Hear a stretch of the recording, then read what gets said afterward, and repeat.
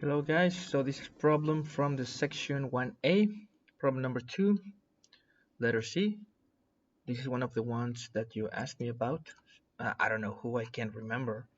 So let's see.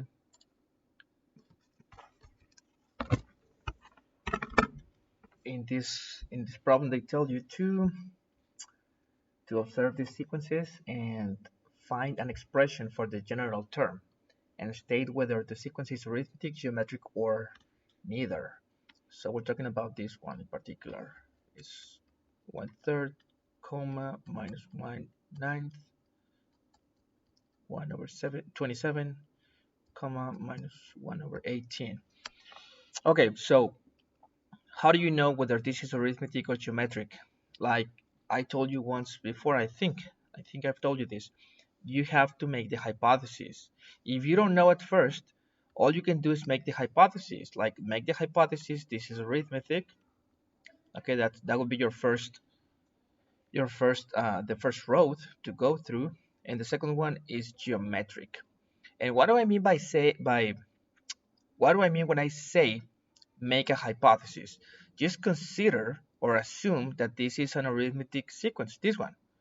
Okay, assume it for a moment and then test your hypothesis. If this is arithmetic, then the difference between every pair of terms, every consecutive pair of terms should be the same. The difference from this number to this number, and from this number to this number, and from this number to this number should be constant, which is not the case in here. It's not the case. How do you get the difference between these two numbers? You take this one, and you subtract the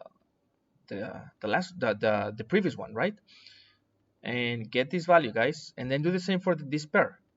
1 over 27 minus 1/9, and get this number, and you will see that these in fact are not the differences are not the same. So the test came out negative.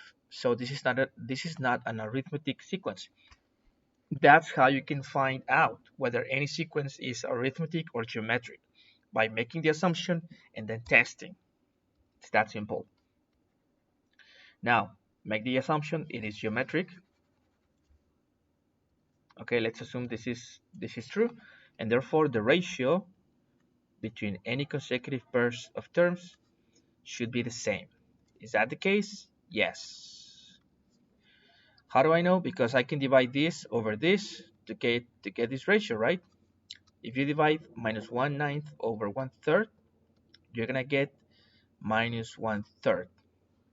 And if you divide the next one, 1 over 27 over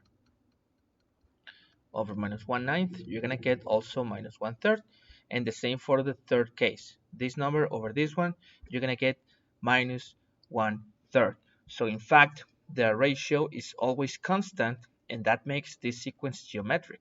So the test or the assumption came out positive. So that's how you can know. And that's it.